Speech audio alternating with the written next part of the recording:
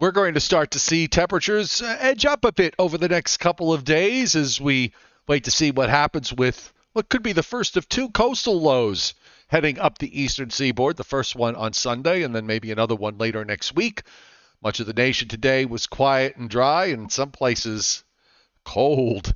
More on that in a minute. But first, just a big welcome to everybody on tonight's Joe and Joe Weather Show, brought to you by Omni True Value Hardware at 1226 North Wellwood Avenue in West Babylon, New York, in southwest Suffolk County on Long Island, serving the entire New York, New Jersey, Connecticut tri-state area. And the cold should remind you that winter is coming, and you may want to make sure you have enough rock salt around to get rid of the snow and ice.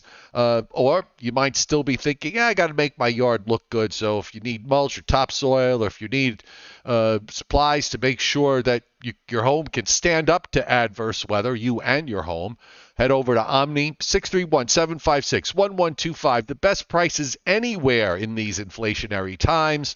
And the website is... It is, of course, for all of you who are listening, for all of you taking note, OmniTrueValue.com.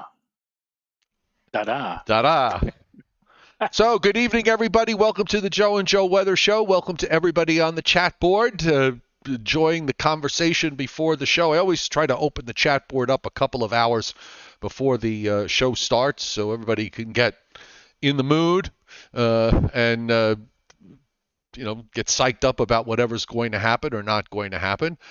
Those of you who are lurking in the background, you're invited to join. Use your Gmail account, subscribe to my YouTube channel, and turn your notifications on so that when Joe and I are on, you are with us. And that's Monday through Thursday at 7:35 p.m., Sunday mornings with your coffee and brunch at 11 a.m. Eastern Time. Friday and Saturday, Joe and I usually take off unless there's a storm brewing, in which case we arrange our schedules.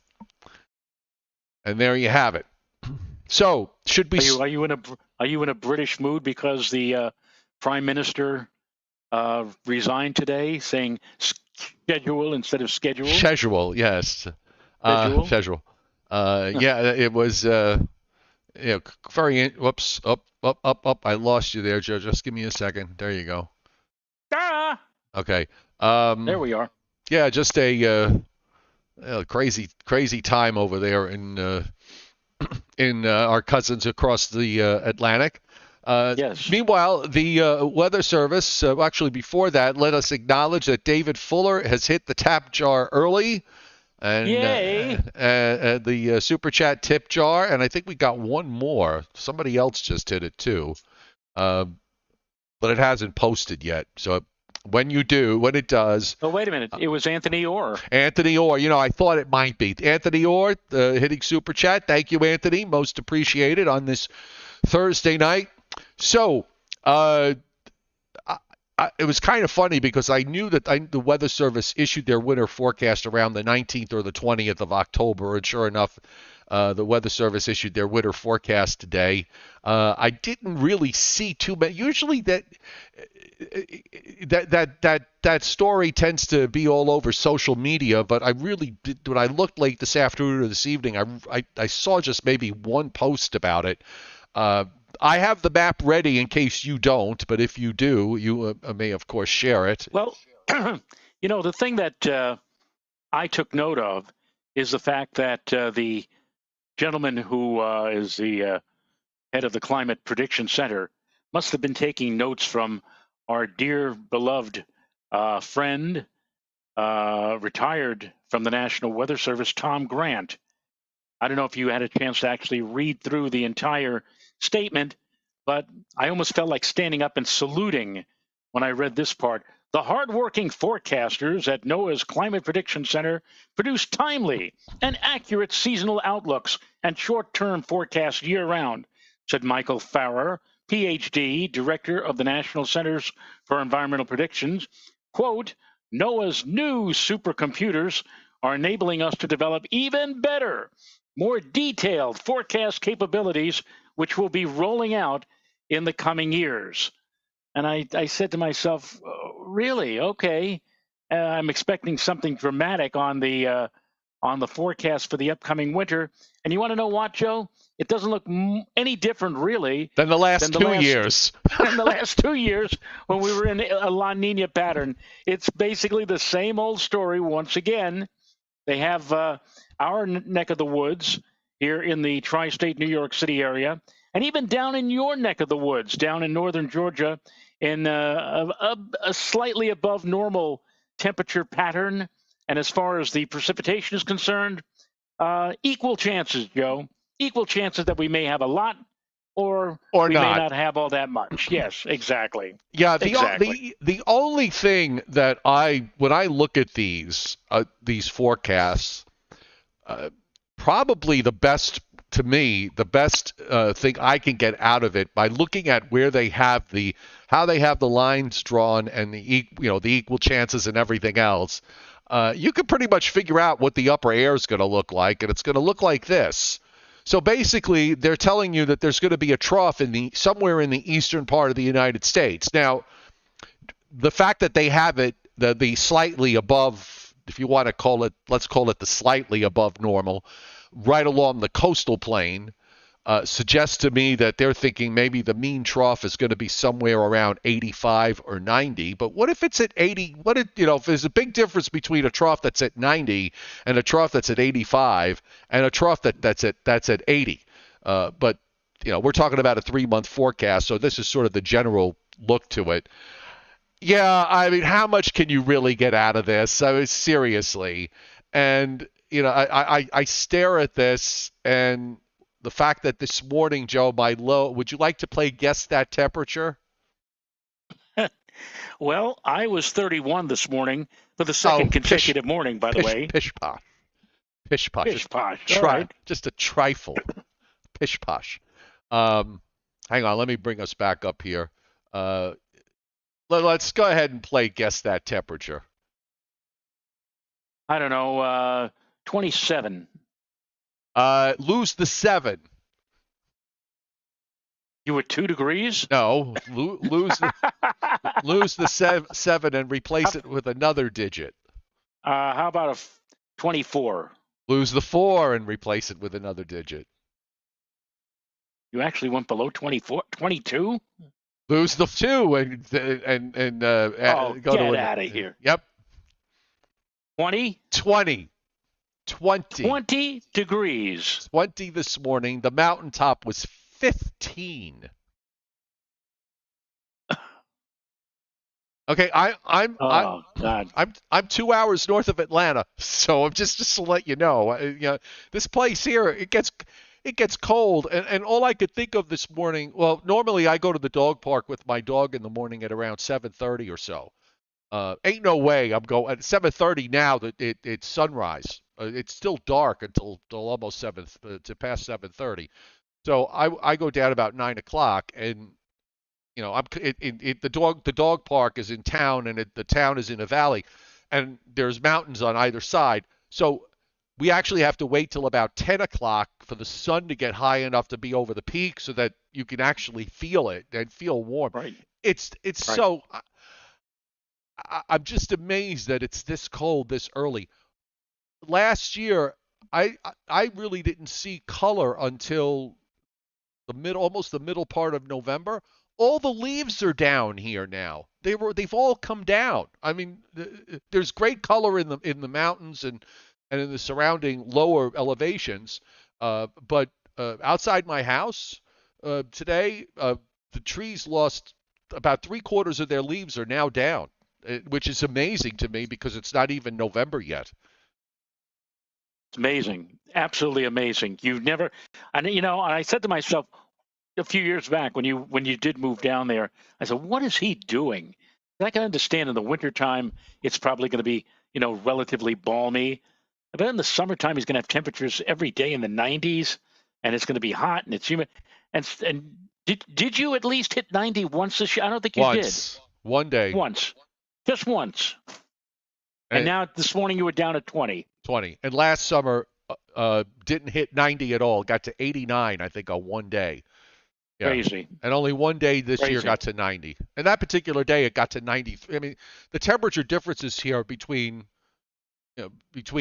the town, which is about 1,600 feet above sea level, and then where I am, which is 2,200 feet above sea level, and then Brasstown Bald, which is Georgia's highest mountain peak and is literally like 10 minutes away by car, and that includes the mile drive up because it's at 4,800 feet. The temperature differences. It's never gone above on that mountaintop. The all-time record high there is 84. It has never gone above 84 degrees up at that on that mountaintop. Well, and I used to think a lot about Mount Washington. I think the warmest they've ever been is 72. But you're down all the way down in, quote, the deep south. 84, the highest temperature for you, for the highest temperature for the highest point. That's remarkable. That really is. Really is. What are you going to do when it? What are you going to do with your first 2-foot snowfall? Just look out the window, I guess, right? Well, last winter, if I were 500 feet higher, I probably would have seen at least 3 6-inch snowfalls. And then if you go up even higher than that, I mean, they had every bit of 40 to 50 inches above 4,000 feet, and I was amazed because even in late March when I drove up there, you could still see ice on the in areas where it's always shady. You could still see ice on the side on the side of the mountains there. And it was cold down across the south. Anthony Orr pointing out that Tallahassee International Airport this morning, 31, which breaks the record of 33 set back in 1989. And matches what I had. I had 31. I would say, well, wow, 31. Tallahassee, Florida, 31 degrees. So I matched Tallahassee, Florida today. You certainly did. So we've got the prospects for a low coming up the East Coast on Sunday. I was thinking that at looking at some of the maps that as it heads up toward the Delmarva Peninsula, there might even be a small area of gales with that. But as I said yesterday, this is not going to be a tropical system. It just doesn't have the time. But it is going to bring some rain up along the coast on Sunday, I believe. GFS wants to keep rushing it in. Maybe it's a little bit too fast, but it still might have the right idea of having more wet weather than dry weather on Sunday. And it evolves out of what basically is an inverted trough. And then it, as you just said, slides northward. Probably will be somewhere in our general vicinity. Well, actually, maybe more like a little east of South Jersey and south of New York on Monday morning. And then there's kind of like a kicker, rather potent storm out in the northern plain states. Doesn't head straight eastward. It actually heads north up toward Hudson Bay, but does push a weather front in our direction, actually a pair of weather fronts. And then on that first front, it looks like it's going to be buckling a bit, and another wave or ripple of low pressure will be developing, and that may have a say in our weather along about the end of next week. Yeah, there's two ocean lows. In fact, the second one, it looks like some of the moisture comes out of the Caribbean, but it's on an old frontal boundary. So unless it gets, those types of systems can be developed into tropical systems if they have enough time. And I just think that the flow is just too fast and too strong from the south to give it the time that it might need. We do actually have, for the first time this week, Joe, taking a look at the watches and warnings map tonight. We don't have a whole lot of frost and freeze warnings because a lot of these areas in the east got their first frosts and freezes. So once that happens, you don't, you don't get those frost and freeze warnings anymore. That's correct. And there are still a few patchy areas in southeast PA, in and around Philadelphia, also in southwest Jersey. in and around Trenton, down in Maryland, around Baltimore and Washington, where they haven't had their first frost, so they have some frost advisories up there. And then there's this strip from Dutchess, east of the Hudson River, Joe, looks like from Dutchess County northward, where they haven't had their first frost yet. A little bit of shadowing, I guess, going on with the mountains, and a small area in southeastern Maine and southeastern New Hampshire. Out in the west, in Utah and up in Idaho, they've already thrown up. I believe those may be winter storm. Are they going to? Yeah, those look like winter storm watches. Let me just make sure, because the colors, I'm not good with colors. Yes, winter storm watches up. In case you're worried about Shoup, Shoup, Idaho, Joe, I don't know. You might be concerned about that. Oh, no, this is in Montana. I take it back. Shoup, Montana. Salmon, Montana. Suda, Montana. Anaconda, Montana. All under winter storm watches. Now, that also includes Butte, Missoula. Missoula may be just outside the winter storm watch. And is it Helena or Helena? Do you remember? Helena. Helena. Helena. They're kind of right on the edge with some winter storm watches, and there's there's a patchy winter storm watches up in east central Idaho and down across Utah. Might even include, let me take a shot here. Is Salt Lake City in it? Their headline here, this is from the Weather Service in Salt Lake City. Mountain snowstorm, they say. What to expect. A winter storm will bring significant early season accumulating snow to the Utah mountains, as well as potential for accumulating snow down to the benches along the Wasatch Front. Now, if you can't sit on the benches in the Wasatch Front, I mean, you got to wipe the snow off. But Salt Lake City is, yep, they're, another one. Park City, Utah is in it. Ogden, Utah is just as it looks like Salt Lake City is also right on the edge of all of this.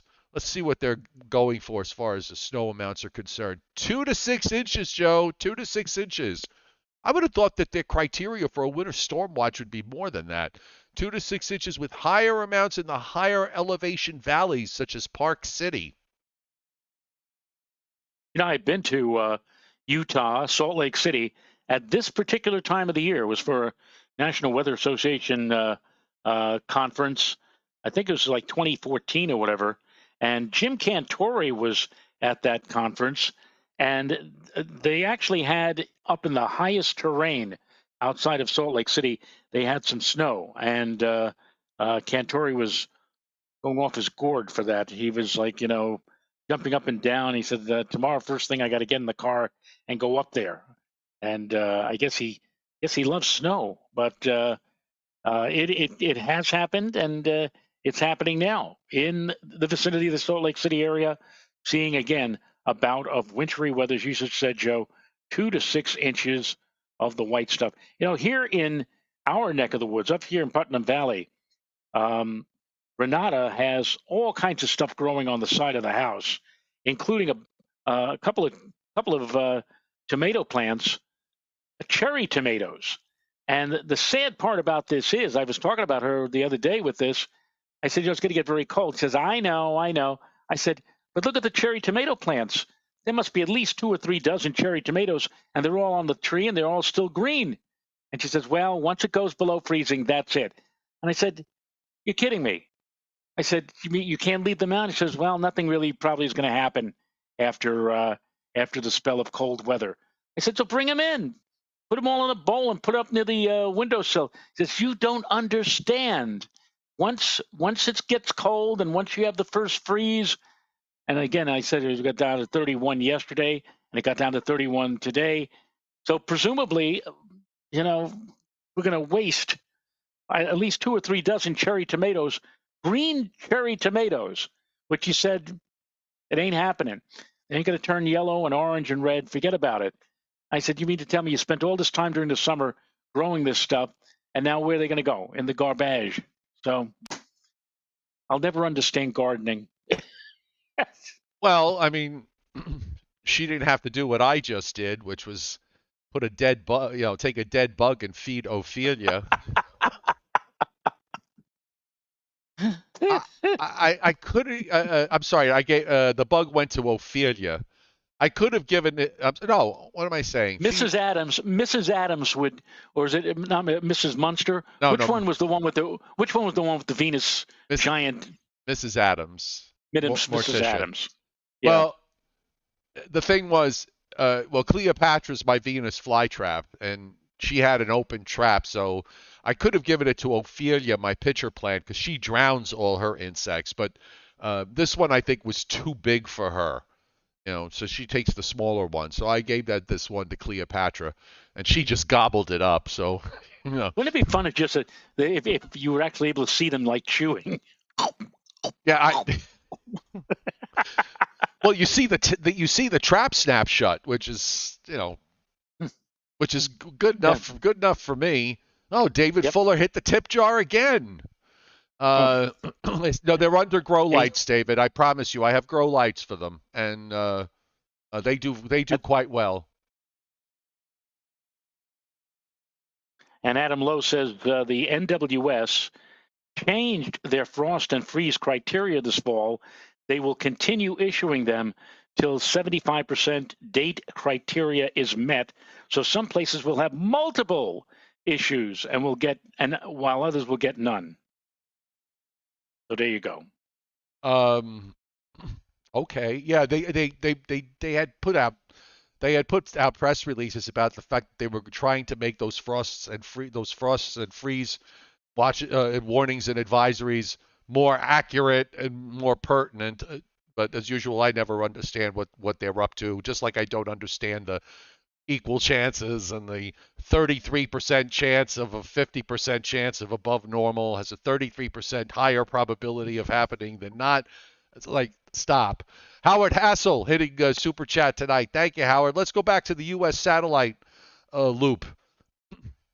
And once again, as is so typical in the month of October, most of the country, whoops, let me get me out of the way. Most of the country actually enjoyed a great day of weather today. There's a lack of cloud cover in most places, except still in and around the Great Lakes with that upper trough not going away. And you could see the clouds, Joe, from the old frontal boundary offshore. They're just kind of sitting there. We don't often. This is a little bit of a weird situation because this low is actually going to form out offshore and then just kind of move straight northward and bring rain up the coast. And usually we don't get them to do that. Usually they're much closer to the coast or even inland of the coast. But this one is the old frontal boundary is sitting out in the ocean.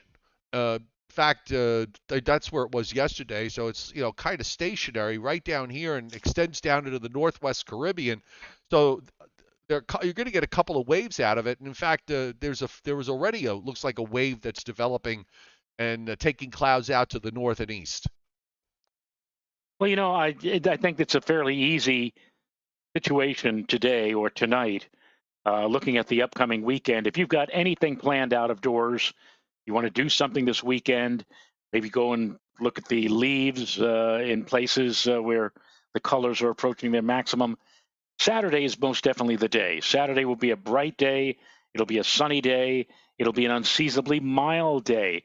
We're now at that point in the calendar where 65 or 66 is pretty much the normal for or typical mid-afternoon temperature. But there will be a lot of places on Saturday, Joe, upper 60s to around 70 degrees, a nearly perfect day. In contrast, as we sleep on Saturday night, clouds are going to roll up from the south, thanks to that coastal low. Probably they will be in here by Sunday morning. And during the day Sunday, you're going to notice them thickening up, those clouds will. And it's funny. A couple of days ago, if you had asked, I said, well, I think maybe the precipitation will hold off until after dark. And then yesterday I said, well, okay, maybe late in the afternoon. Now I think with any, that coastal system, if it moves fast enough, we could have raindrops here already in here by noon or early afternoon. So again, of the 2 weekend days, and thank you very much, Leon Probitsky, for hitting super chat.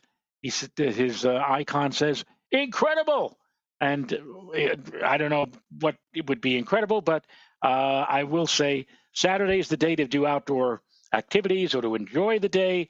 Sunday, bleh. Yeah. That's pretty much the story.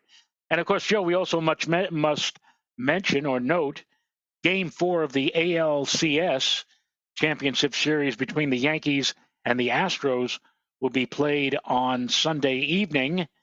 And Good luck with that. we certainly will. Well, you think, I was just going to ask you, do you think it's going to be enough precip so that they'll postpone the game or call the game off, or I think that might they play in the raindrops? I think that depends on how tucked in the low is.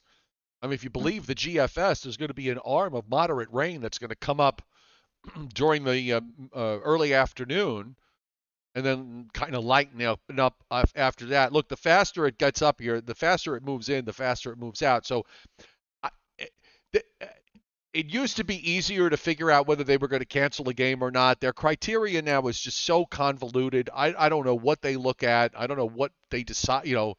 How they decide. How much does the parking money play into that decision? I don't know. I can only guess, at least in terms of the weather. I suppose it's a night game, correct? It will be. They all are. These games, which are so important, the most important games on the annual baseball schedule. I mean, you'd think at least on weekends, play one or two of them in the light of day under a bright sunny day. I mean, Saturday is going to be a beautiful day here in New York. Beautiful, bright sunshine, blue sky, upper 60s. Play the game on Saturday afternoon. No, they have to wait until the cover of darkness, 8 o'clock or thereabouts on Saturday. As it's getting cloudy and as it's getting chillier, they're going to have them play the game then. And then on Sunday, well, of course, with the wet weather, they'll probably, what was it? We had the game a few days ago, wasted 2.5 hours before they finally said, no, I don't think so. I'm not going to play today. And they may very well do that on Sunday in the evening. And then everything gets screwed up because if I'm correct, I believe they have another game coming on Monday, and Monday is somewhat questionable. I mean, we're going to have showers, I think, probably early in the day on Monday, left over from this coastal system, and then that'll pull out slowly but surely, and everything will begin to diminish, and hopefully will end by Monday evening when the fifth game is scheduled to be played. We'll see. Meanwhile, on the radar tonight, there's not a whole lot going on. We actually have some precip up in parts of upstate New York. This is the last of the upper trough that's swinging through. This thing would not get out of the way. It finally is starting to pull away. There's some heavier showers on the New York State-Canada line, just between that and the St. Lawrence River. That's moving northeastward, right along the St. Lawrence River Valley. There's some precip now moving into parts of northern Idaho. There's a line of precip that runs from there down into to Oregon, and also some scattered patchy precip across Montana. WPC, our friends at WPC, showing for tonight through tomorrow over most of the country, except up in the Northwest and an arm extending into North Dakota. No precip being forecast. Day 2, which is Friday night into Saturday night. It's all up in the Pacific Northwest and in the Northern Rockies, and actually some areas getting 1/2 to 3/4 of an inch of liquid precip. Day 3, and also, by the way, should note that coastal low, you can see all the precip offshore, but there's that hook that goes back and touches the North Carolina coast. Now, day 3, this is Saturday night into Sunday night, 8 o'clock Saturday to 8 o'clock Sunday.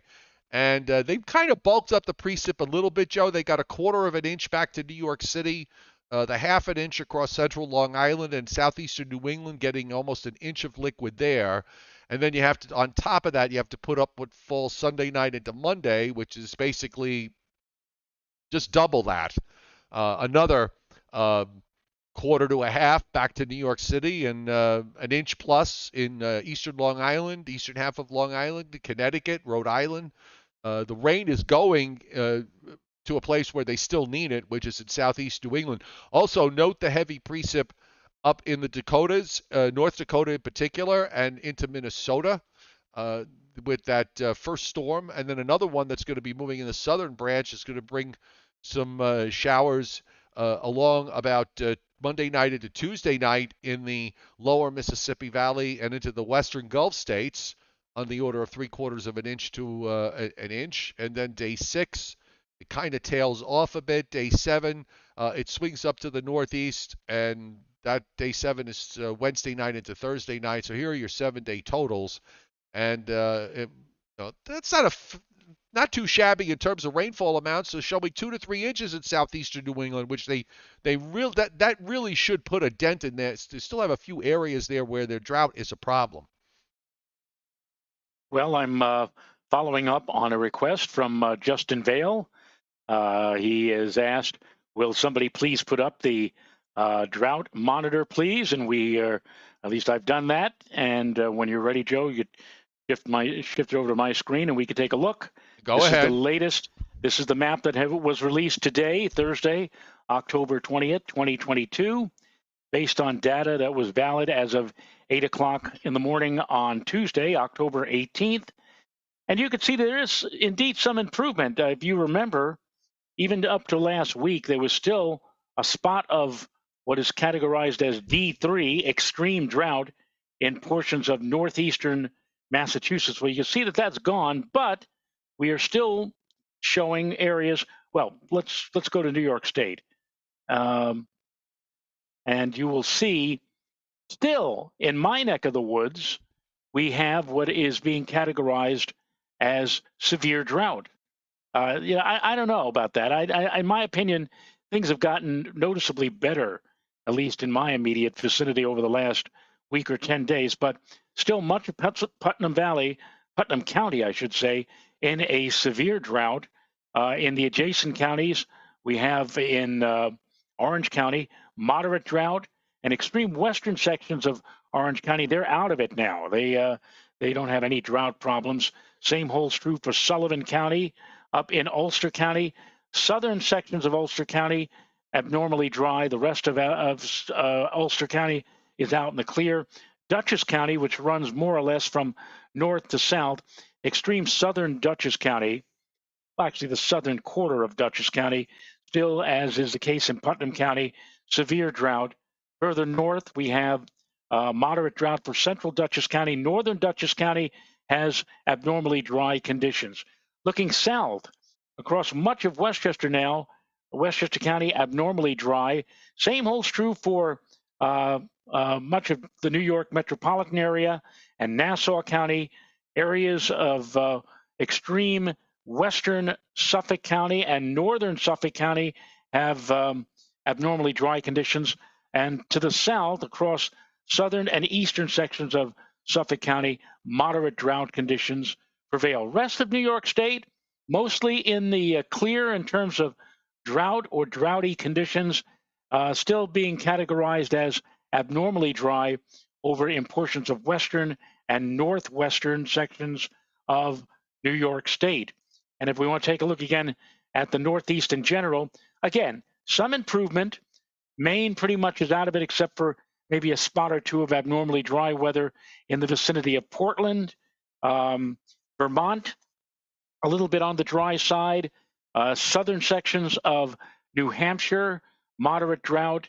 As I said, here in Massachusetts, they actually were in some areas in an extreme drought. That is gone, but they still have a good part of the state in either what's being categorized as severe or moderate drought. Rhode Island is out of it, and Connecticut has some droughty conditions over in the western end of the state.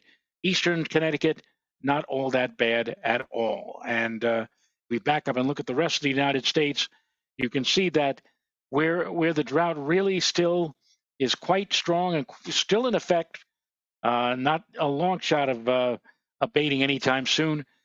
central and western United States. And probably the places that have the worst conditions in terms of drought would be right here, I guess, in central California, which is really extreme droughty conditions. We have here, for example, exceptional drought. And I guess Death Valley probably is right about over here somewhere. So if you're looking for dry conditions, that's the place to be, is in central California. Meantime, the desert Southwest, you remember back in the early part of the summer, virtually the entire state of Arizona was either severe, extreme, or verging on exceptional drought. But all of that rain, and it took literally an entire summer's worth of monsoonal rain and showers, they still have abnormally dry conditions. But look, it's a heck of a lot better than they were, let's say, 3 or 4 months ago, when they were again verging on exceptional drought conditions, and the same holding true for the most part out in New Mexico. So that's it. That's our view of the country. The very latest drought survey, which again was released today, and now here for all to see on the Joe and Joe Show. And by the way, if you think about it, it makes sense because in Arizona, when it's not raining, it's 100 degrees.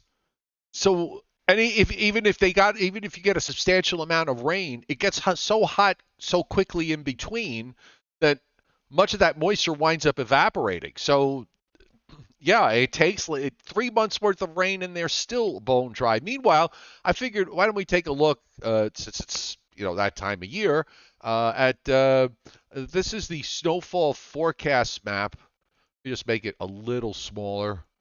This is from the Weather Service in Great Falls, Montana.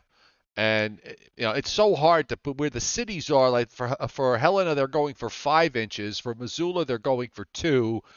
Bozeman 6. But you can see in between, and I guess it's some of the higher mountains, they're going for as much as 2 feet in some places. I pulled up. Also, I've got the snowfall forecast map here from the digital database, and they've got they got a 25 print, they've got a 23 print. There's no town, so I can't tell. It's somewhere southwest of Billings, near the Wyoming state line, and also some big amounts showing up in northwestern Wyoming and on up into our Idaho, where they have the winter storm watches up, and even extending some snow down through Colorado and in the northernmost mountains of north central New Mexico. Also into parts of California and into some of the mountains in Oregon to the east of Portland, showing some snow amounts there and some big amounts up the Cascades in Washington State with up to 2 feet in some places. So this looks like it'll be the first bona fide storm system to impact with some winter weather. And as we take a look at it here on the GFS, we've got tomorrow. You start to, on the lower right, you could see the low that's going to form off the Florida coast out of what we call an inverted trough. Whenever you see isobars that are, they kind of go like this, like these do, where they sort of an upside down V. Okay, that's what we call an inverted trough, and you get a low that develops. There are no fronts with it. Then, of course, you've got the system in the Pacific Northwest that's moving inland with rain and snow. This is Friday night. And then that low organizes there, and you see the snow's much more widespread come Saturday evening into Sunday morning. The low moves east toward the plains. Meanwhile, the coastal low that forms, and you see it there, there's a closed 1013 low that's sitting off the South Carolina coast, starts to move quickly northward. And, the gradient, Joe, gets kind of tightish off the New Jersey coast and down to the Delaware coast there come Sunday afternoon. And I'm not showing the radar here, by the way. I'm showing the actual precip. So by 2 o'clock in the afternoon, if you believe the GFS, it's already got measurable precip to your north and shuts off right along the Pennsylvania-New Jersey border, and then the low keeps pushing northward just kind of sits there and loses its identity. Meanwhile, the western system, one low, Joe, goes up into Minnesota and into Canada, but then another low forms down in northwest Texas with some snow in southeast Colorado and northeastern New Mexico and into West Texas. And that low starts to move toward the Great Lakes on Wednesday, and meanwhile another ocean low forms and moves up the coast, couples with that one. And if you want to believe this, it's got a pretty solid area of rain here coming next Wednesday night into Thursday as that low goes by. And then we have another one that's moving, another low that's coming out of the plains and Rockies and moves to the Great Lakes next weekend with some cold air behind it. Look at that. Nice shot of cold air that comes into the Great Lakes and Northeast for the first days of November. Well, it's like we said yesterday. I mean, there'll be 2 or 3 days of dry weather, and then there'll be a fast-moving disturbance, and it seems like there are more than a few. They'll be moving on by with their own share of precipitation, and that's what we'll be dealing with over the next week or 10 days. By the way, you mentioned Great Falls, Montana, the National Weather Service office there. If you go to my screen, okay, there's an interesting photograph. Oh, look at that. Look at that. Now there, I don't know if you. Oh, that's the old AFOS system. You remember that? Yeah. Remember that? Who's the forecaster? The gentleman who's sitting down and looking at the screen is the MIC, the meteorologist in charge, Dr. William Raymer. Now, this is 43 years ago. I don't even know if Dr. Raymer's still around. I hope he is. He was very, very helpful when I was there. Do you recognize who's the guy with the purple shirt, Joe? Do you recognize him? You know what? On my screen, it's kind of small. He does look vaguely familiar, but I don't quite recognize him. He used to go by the nickname Ike, and he lived in Parsippany, New Jersey, for a while. And not Keith Eichner? That's Keith Eichner. No kidding. Believe it or not. And who's the guy in the life vest? That's yours truly. This was February 1979. There was a total eclipse of the sun that swept across Montana, and one of the stops that we made was to the Weather Service to check out the latest weather and forecasts, and Dr. Raymer was very helpful to us. I have a friend, Alan Seltzer, still have a friend, Alan Seltzer, who has an extreme blood condition. Cold weather, he is severely affected by cold weather. And this was actually our second trip to the Weather Service. We went on a Friday night when the temperature was something like 10 below zero. And Dr. Raymer said, if you'd like, I'll gladly take you back to your hotel. And I said, thank you very much. And we went out into this frigid, cold weather. And he says, you just have to wait a little bit because I have to unplug my car. Because in Montana, it gets so cold that you actually have to plug your cars. There are places that are heaters that keep the engine block of your car warm, lest it crack under the severely cold conditions. And I'm standing there watching Dr. Raymer, adjust and pull the plug out of it. And meanwhile, Alan, who can't stand it if the temperature is much below 70, here he is in 10 below zero. I thought the guy was going to collapse on the street right there from the extreme frigidly cold weather. Anyway, it's very interesting. And if I get a chance, I want to go back to Montana. It is a beautiful state, the Big Sky state. But anyway, when you mention the Weather Service at Great Falls, there you go. That's what. And to think that we thought in those days, I said, wow, look at this. They got really modern, ultra modern stuff. And of course now, where would you find this? You probably wouldn't even find it at a tag sale for computer stuff. But that's how we got our data all those years ago, 43 years ago, in Montana at the Great Falls office. Yeah, that was. The funny thing was a lot of people at the Weather Service, when they put in that AFOS system, they hated it because it was pretty much outdated. It was one of these things that the government did where by the time they implemented it, it was already way out of date, Obsolete. way It's already obsolete. obsolete. So anyway, I just want to go back to one of the things I noticed. I want to just go back to the upper air. Uh, Whether you look at the 12Z or 18Z model, uh, you come away with the same idea. I mean, both models do things a bit differently in the longer term, but what struck me, Joe, is the fact that all of a sudden, we've been getting these deep troughs in the eastern part of the United States, and this is what we're dealing with now. We were dealing with what we had to deal with this week. You can see the bottom of that trough gets left behind. That's what makes the coastal low that moves up for Sunday.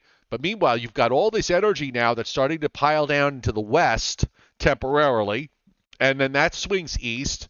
More energy piles down into the west. But then as we go toward the last few days of October and into the first part of November, all of a sudden the trough just absolutely just blossoms into the eastern part of the United States. And it gets pretty busy. This is the 12Z run, by the way. And the 18Z run was even busier with weather systems all over the place. Here's the 18Z run. All of a sudden, because we've had these semi-quiet stretches here, but here's this is late next week. Let me just roll it back and get a bit more here. But here you go. So now all of a sudden you got these systems piling into the west, and then another big eastern trough blossoms, and then that pulls out, and more energy piling down into the western part of the United States with some troughing in the east. So it looks like we could be going into November not only with a lot of changes, a fast-moving pattern, a lot of weather systems coming in and out, and maybe getting progressively stormier over time in general across the U.S. Well, we said this before. I mean, the way things have been so far this season, or going back to the summertime and into the start of fall, unlike last year where we had such a wet summer, and then we transitioned into a rather blah type of fall season, a mild, of course, as so many of them have been over the last decade. Very mild temperatures in September and October. This is different. We had a very dry and a relatively hot summer, in contrast to last year, and we've had a rather chilly, in fact, one of the chillier falls that we've had in a good number of years. So we went into December, the start of meteorological winter, on a very warm note. Will that happen this year? The way things are looking as we look into the crystal ball for November, if that carries over into December, no. So it's looking like the script is different this year, Joe, as compared to last year, and we'll see how this all again plays out as we move into the late fall and the beginning of meteorological winter. I agree with you, and I'll just take it a step further. I think I'm thinking that these troughs, which have been, especially this one, has been rather impressive. I don't think this is anomalous. I think this may be the first of several of these over time, and maybe more. It could be a hint of what's to come. But that's the one good thing that's the one fun thing about the weather world. You think you have it all figured out, and then you get thrown a series of curveballs. So we'll see where it goes. But I Well, think we're very much like the guys who do the broadcasts for baseball teams, and some of them are veterans. They've been around 30, 40, 50 years, and they always say, I've been doing this now for X number of years. I've never seen that happen. Or all these years I've been watching baseball, and this is something real unusual. The same thing with us.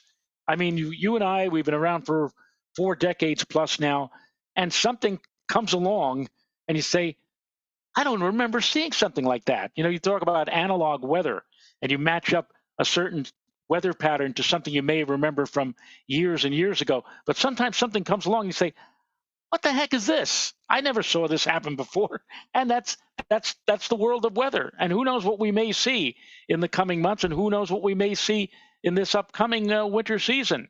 I know we both were blown out of the water back in 1978, the blizzard of 1978. Here we're seeing this super duper shortwave coming straight out of central Canada and across the Great Lakes and digging to the mid-Atlantic coast and pulling a weak little storm back into the mid-Atlantic area and blowing it up into a massive storm. We never saw anything like that before. That was an amazing situation. Yep. Will we see something like that again with all of these storms sweeping on down from Canada and intensifying over the north? Will that happen? I'll tell you, it wouldn't be out of the question if it did happen. I'd love to see that happen again. Or the '93 superstorm, the way that came out, or the blizzard of '96, or the 2013 storm that I is number one on my list, having lived through that on Long Island, getting 30 inches of snow in 15 hours time. I mean, that was incredible. Yeah, you think you've seen it all, and then something. Every time you think you've seen it all, something comes along to throw all the forecast rules that you have with regards to what you forecast and where you forecast. Especially when it comes to snow versus rain and everything else, something comes along and throws all those rules out the window. And then when it's over, you just you look at it and you just sort of say, what happened? Chuck Cardillo, I'll tell you what happened. Chuck Cardillo hitting Super Chat, Joe, and you know what he says? LOL, instead of meaning lots of laughs, now means lots of leaves. Oh, yeah. I didn't even bother today to try to blow or clear anything. Now there's a real pile out there, especially in the backyard. I've got to do something about it tomorrow I didn't do anything today because the winds were blowing 20 and 30 miles per hour. My wife has these huge, they look like palm trees, but they're called spike plants in these huge pots. And you figure these things aren't blowing down. Guess what? One of them blew down today. It's, can't do anything when it's windy like it was out there. But hopefully with not much wind tomorrow, and especially I'm looking forward to Saturday. Some people look at Saturday and they say, oh, it's going to be beautiful. Let's go somewhere. Let's do something. Me, Saturday, on the tractor mower to mulch all those blankety-blank leaves into the grass and blow, and it's a never-ending thing. I agree with you, Chuck. I agree with you. And I was reminded today, because every year when I lived on Long Island, every fall, I would bag between 150 and 175 bags of leaves. And I don't have to do that anymore. I just let them die. I just let them lay there and die. I live on 6+ acres of property. 5 of the 6 is just nothing more than forest land and woodland and whatever.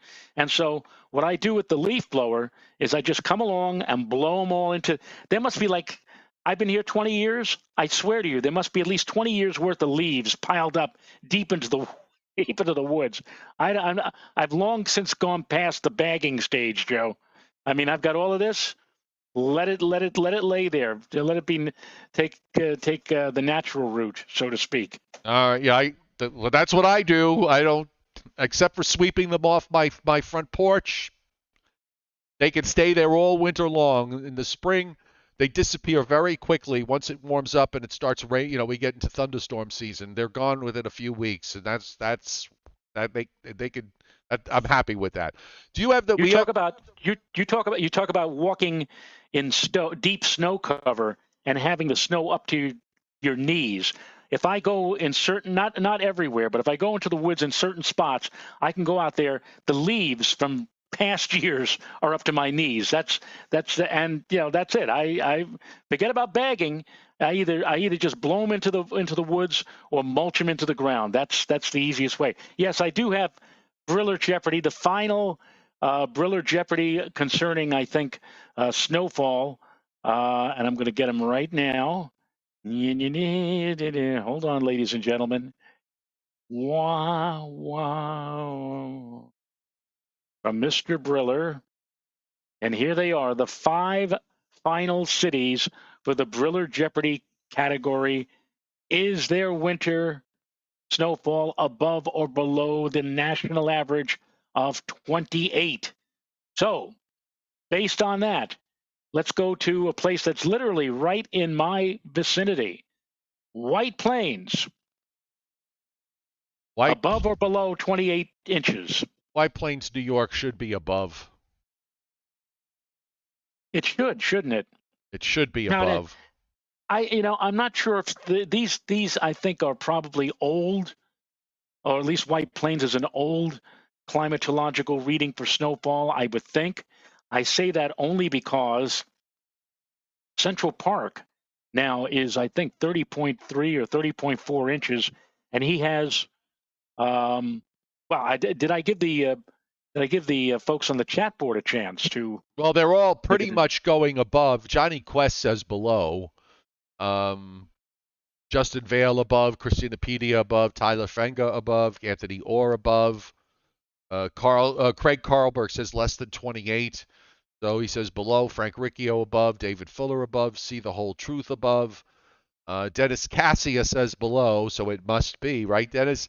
Above, and Jason Schaefer. Jason Schaefer, Miss Fallerite above, Mark D above, Norm Roberts above, Ken Musillo above. What say you, Mr. Rayo? Well, actually, it's not me. It's the chairman who say 30.2 inches. So it is above. It is above. It is above. Next. And actually, in Westchester County Airport, I should add, is not in White Plains. It is actually in the community next door, Harrison. And Harrison tends to get in the summertime. The one thing that really got my news director at News 12, Janine Rose, really upset. We'd be in a spell of extremely hot weather, and we'd have heat wave, 3 consecutive 90-degree days, and everybody all around us was like 91, 92, 94 on the third day. And Janine said, "All right, we had a heat wave, right, Joe?" And I said, "Well, no, not really." "What do you mean?" And I tell her White Plains was 89.2 or 87 degrees. How could that be? How could that? Well, why is that? And the reason is that it's not White Plains, it's Harrison. And they always used to get in the afternoon a nice cooling breeze from off of Long Island Sound, and that cooled them down while everybody else around them always. I mean, I remember that one time as White Plains was at 88, and meanwhile Yonkers was 95, or Teterboro was 95, and that little bit of a breeze helps to cool things off in White Plains. Next on our list, New Brunswick, New Jersey. New Brunswick, New Jersey. All right, before we get to, just want to say the chairman, Scott Briller, hitting Super Chat tonight and telling us that Mother Briller is now COVID-free. Amen, I say. Amen. That's wonderful. Okay, New Brunswick, New Jersey. Oh, good Lord. I'm gonna say below. I would say the same thing. I mean, we see Craig Carlberg. No, that's not. I mean, is it in the here. eastern part of Monmouth County? Is it in the western part of Monmouth County? Because that makes a huge difference. Yes. But also, if it's below, it's not that far below. Louis Orizio says even. Frank Riccio says below. You say below. Christopher Alley says below. Below. Arthur Cotman says above. Helen Bertona above. Northern Grace below. And the answer. Hold on. Before you give the answer, I stand corrected. Middlesex County. Okay. Middlesex County in New Jersey. 29.2. It's above. All right. Not by much, but it's above. Just a smidge. Columbia, Missouri. I'm going to say below. Okay. Columbia, Missouri. Leon Probitsky. Oh. Tony Robertson. I'm right next door. No, well, that's not. We're looking for a lot of people saying below. Josie below. Craig Carberg slightly below. Anthony Orr below. Jacqueline Baxter lost. But the answer, it is below, but not slightly below. It is down to 16. 12 inches below the 28 mark there. So that's Columbia. Next one on the list is Yakima. Yakima in Washington. Okay. Oh, my. Yakima is... And now I'm trying to remember where Yakima is. Isn't that, where is that with respect to Seattle? Is that in? Well, why don't I I gotta look it on a map. Hold on. I used to know where these things were, but I'm too old now. I don't know whether or not it's like in the Columbia Basin or whatever. It's in central Washington, the heart of central Washington. Yeah. They are what's referred to the Yakima Indian Reservation, by the way. So I'm going to say now, if it's in a valley surrounded by mountains, it's very tricky there. But they're in. I'm going to say above. I'll say above. But they're in a valley, so it may not be the case, but I'll say above. Okay. Well, people are saying Johnny Quest says I say above. William Huber below. Mark G below. Leon Probitsky, okay, above. Joe Z, slightly below. Northern Grace, just a smile. Ken Musillo, below. Christianopedia says above. And the answer is below. Below. Not by much. 25.9, 1.1 inches below the 20, actually 2.1 inches below the 28. And now the finale. The finale, the grand finale of tonight, Huntington, West Virginia. Okay. Also another tricky one. Sometimes West Virginia can get, when we were young, Joe, there were years where West Virginia got pounded with like heavy wet snowstorms all the time. Then it stopped happening. I'm going to say below, but not by much. And Barry Goldberg just hitting a super chat. Thank you, Barry. Most appreciated. He says for our continued weather excellence. Well, let's see if I can get this right. I'm going to say slightly below the 28. Okay. Well, a lot of Miss Ballerite says above.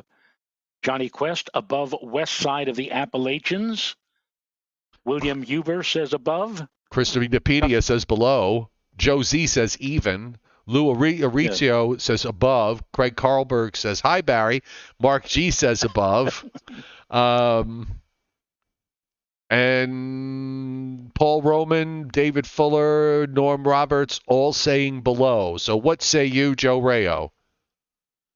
What say I? I'm just going to repeat what Mr. Briller said. 25.2, another below the 28. Oh, something happened here. What happened here? I don't know. What happened? Oh, go ahead. I'm sorry. You put your when we were kids thing. Yeah. No, that's fine. I just had to move myself out of the way. No, you said back in the day when some of us were not so people are not so dumb. So I brought this up. And I'm going to bring up because today actually yesterday, right before the Joe and Joe weather show, I got some. I had some flour, some warm water, some yeast, some olive oil, some sugar, and some salt. We're gonna get the bread, right? And we're gonna get the bread. So I make 2 loaves of bread, and I wanted to put up, Joe, and I put it up on Facebook, but these days people get thrown. They ban things just because the algorithms pick up keywords. I was going to put up, so I took a bunch of pictures of my loaf of Tuscan bread, and I was going to put it up and refer to it as bread porn. But I thought maybe they'd take it down if I use the word porn. Yeah. So, but there it is. It came out perfect. It even browned perfectly. That was the one thing I was having a little problem with the first 2 loaves I baked. But I turned the temperature up in the oven, and then I uncovered the Dutch oven for 15 minutes to let the outside brown, and it browned beautifully. It looked like a loaf that you would buy in any bakery. So. That's it. And anybody, if you want the recipe for it, it's easy. I posted it on Facebook. If you're not on Facebook, then you'll just have to buy loaves of bread, which are now running $5 and $6 a loaf at your local supermarket. Yes. But the recipe is easy. I'll give it to Mrs. Rayo if she asks for it. I will. Well, she's not here. She's at a German club meeting tonight, Uh, but I will ask her. I'll show her the picture. And Ms. Spallerite says it almost looked like a turkey. like it was a nice sized loaf of bread. It's Yeah. and I melted some curry butter on it and on a piece of it, and it was awesome, awesome. Jacqueline Baxter, I just so you know, I have nothing against people that use bread machines or if they use if they use a mixer or whatever. But I did it by hand. Okay, I did everything by hand. I kneaded the dough by hand. It's an Italian thing. I Yeah. watched my mother and my grandmother, bake things and knead dough and do everything was done by hand. So I'm just kind of following in that tradition. No, I did not adjust for altitude. Miss Fallerite. I know they recipes when you cook up in Denver, you got to adjust them for altitude, but maybe that's why it probably took a little longer for it to brown up. So, but it was delicious, I must say. And Yes. on that note, I think we can say goodnight. Joe, would you like to say goodnight? I would like to say good night to all of you. We will see you on Sunday on the Sunday edition of the Joe and Joe Show. And we're not just weather, we can also be sports. And the update right now, bottom of the third, Astros nothing, Yankees nothing. Okay. I was wondering whether they were playing tonight. Good night, They are. everybody. Good night.